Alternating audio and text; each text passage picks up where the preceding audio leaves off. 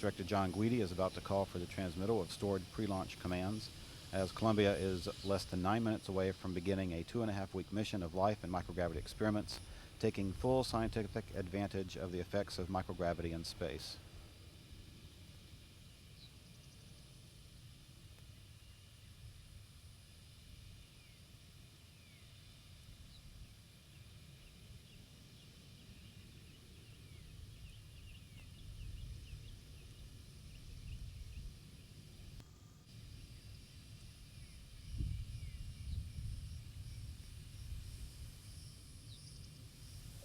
TLT-OTC, configure fuel cell essential bus source switches.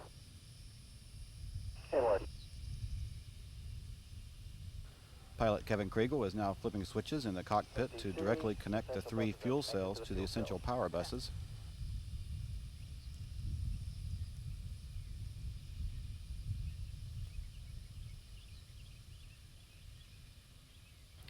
Coming up next will be the orbiter access arm being retracted away from the vehicle. This is the walkway used by the crew to gain entry into and out of the vehicle, and it can be returned to position within seconds if need be.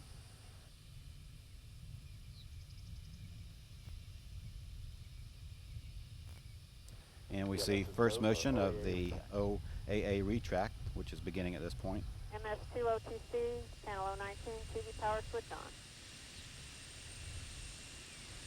MS2, that's complete.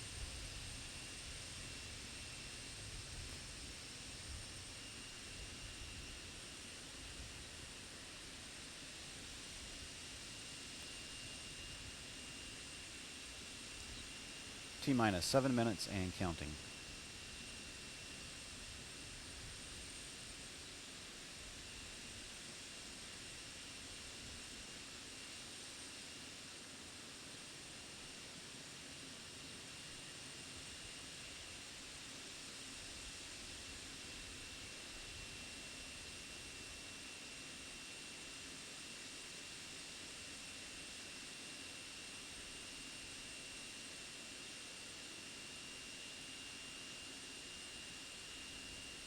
DRPS OTC, start APU and hydraulic strip chart recorder. DRPS copies is verified. TLT OTC, perform APU pre-start. Inward. Orbiter test conductor Roberto Ryrick has given pilot Kevin Kriegel the go-ahead to perform the auxiliary power unit pre-start procedure. The pilot is setting the switches in the cockpit to the ready-to-start configuration at this time. OTC, PLT, APU, pre-start's complete, 3 gray talkbacks. Yep.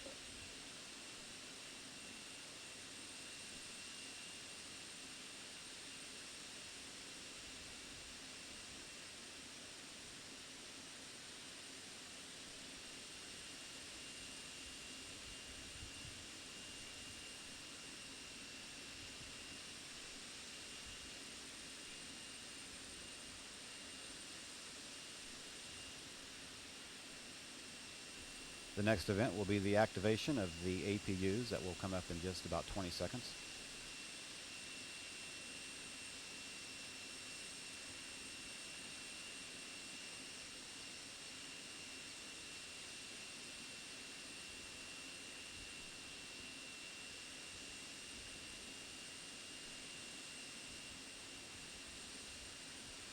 Lessons go for orbiter APU. And we have a go for auxiliary power unit start. Perform APU start. DLT inward. CDR OTC, reconfigure heaters. The launch team has terminated liquid oxygen replenish to the external tank, and the team is now initiating LOX drain back.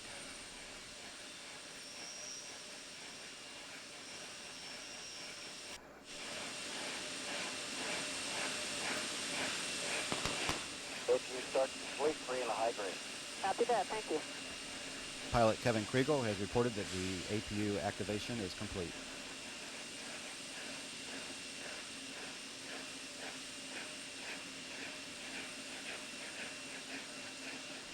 The main fuel valve heaters on the 3 shuttle main engines have been turned on in preparation for launch. Final purge sequences of the main engines is now underway. T-minus 4 minutes and counting. Lessons go for purge sequence form.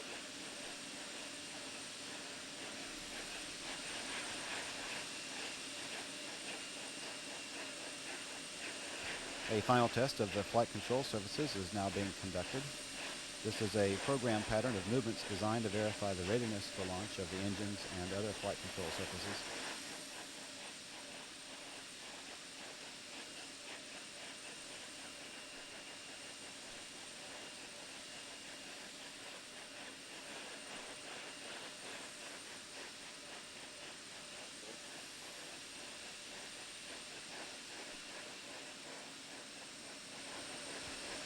And final aero surface checks of the orbiter's aero surfaces are being completed. This is verifying the orbiter's hydraulic systems. And the main engines are being gibbled for a final test before launch. T-minus 3 minutes and counting. And all is going well for today's launch. This mission carries a crew of 7, and in the payload bay rests the Life and Microgravity Space Lab. And final pressurization of the liquid oxygen tank located inside the external tank is underway.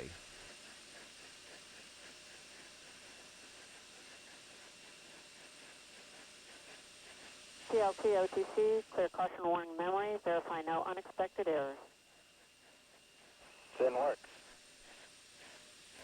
And the gaseous oxygen vent hood is slowly being retracted away from the top of the external tank. Inside this tank is about 500,000 gallons of super cold liquid fuels that run the orbiter's 3 main engines.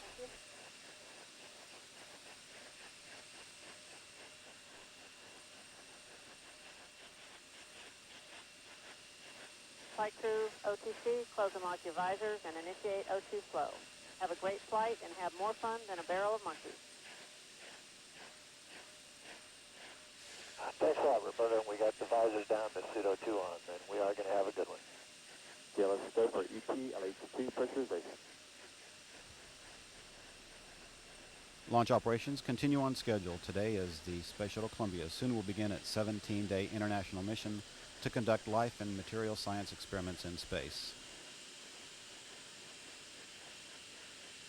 T-minus 90 seconds and counting.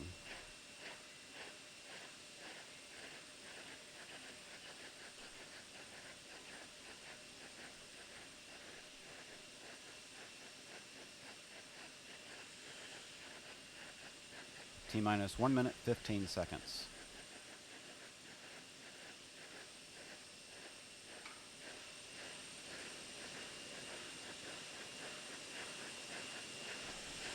T-minus 1 minute and counting. Everything is still looking good for the launch of Columbia from Kennedy Space Center this morning. This will be an on-time launch at 10:49 a.m. Eastern Time.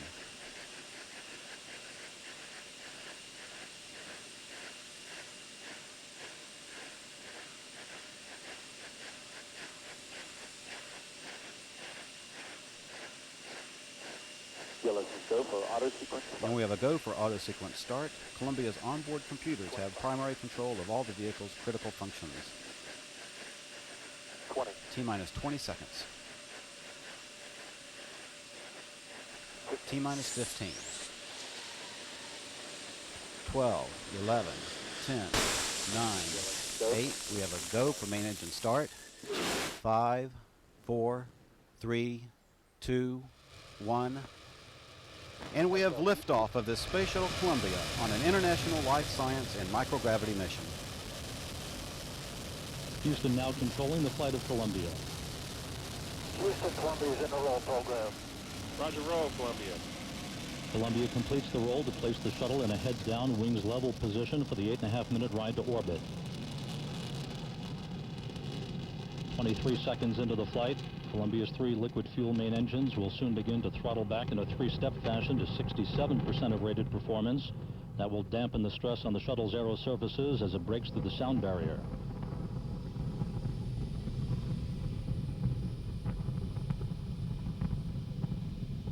"45 seconds into the flight, Columbia already traveling at 711 miles per hour, 2.5 miles downrange from the Kennedy Space Center. The 3 engines now beginning to rev up to full throttle, 104% of rated performance. Those main engines, along with Columbia's 3 fuel cells and 3 hydraulic power units, all functioning normally.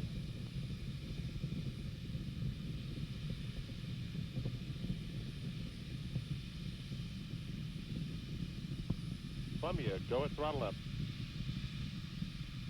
Copy, go at throttle up. The throttle up call acknowledged by Commander Tom Hendricks. He's seated on the flight deck along with pilot Kevin Kriegel. They flew together a year ago on STS-70. They're joined on the flight deck by payload commander and flight engineer Susan Helms and mission specialist Rick Linehan. Down on the middeck, mission specialist Chuck Brady along with payload specialists Jean-Jacques Favier and Bob Thirsk. 1 minute 45 seconds into the flight. Columbia traveling at 2,400 miles per hour, more than 18 miles downrange from the Kennedy Space Center, 22 miles in altitude, all systems functioning normally.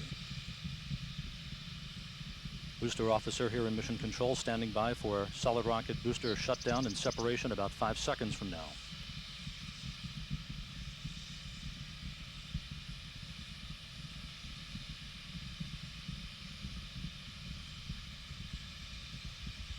Booster officer confirms a normal solid rocket booster separation, standing by for the performance call. Columbia, performance nominal. Nominal performance.